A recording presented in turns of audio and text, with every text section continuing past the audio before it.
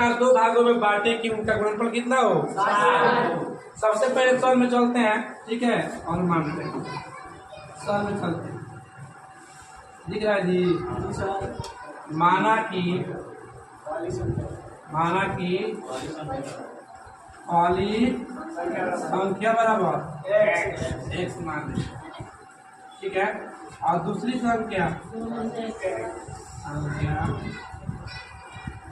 16 minus क्या इसका जोड़ेंगे ना, एक से कटेगा तो 16 नहीं बच जाएगा। दो भागों में ना बटना में, तो दो भागों में बांटने का होता है कि जोड़ने पर उतना पूछ जाए। 16 पूछ जाए हमारा, माइनस माइनस कट जाएगा तो 16 पूछ ही जाएगा।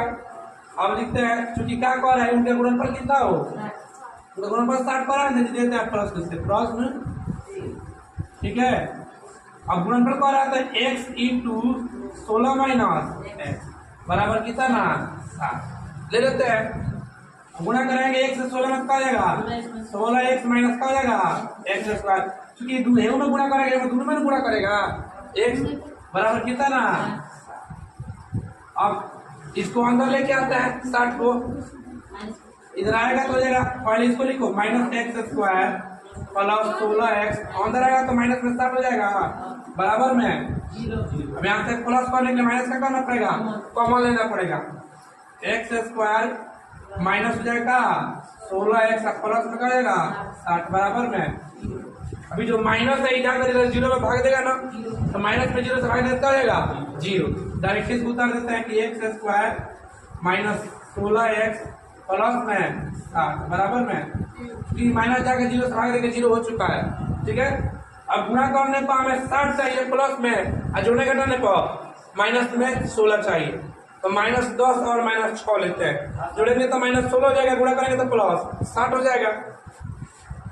x square minus 10x minus 6x plus 60 बराबर में, दोनों में से x का मान ले लेते हैं, x माइनस 10 हो जाएगा, माइनस 6 का मान लेते हैं, x माइनस 10 बराबर में, अब ऊपर कर देते हैं।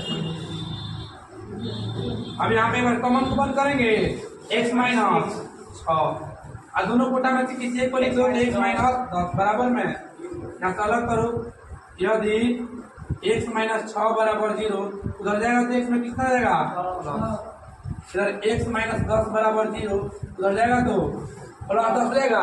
ये दोनों में से किसी एक को लेकर मान रख लेते हैं, मान लो लेते हैं x बराबर 6 अगर मानते हैं x बराबर 6, ये तो पहली संख्या हो गया, क्या हो गया पहली संख्या का हो गया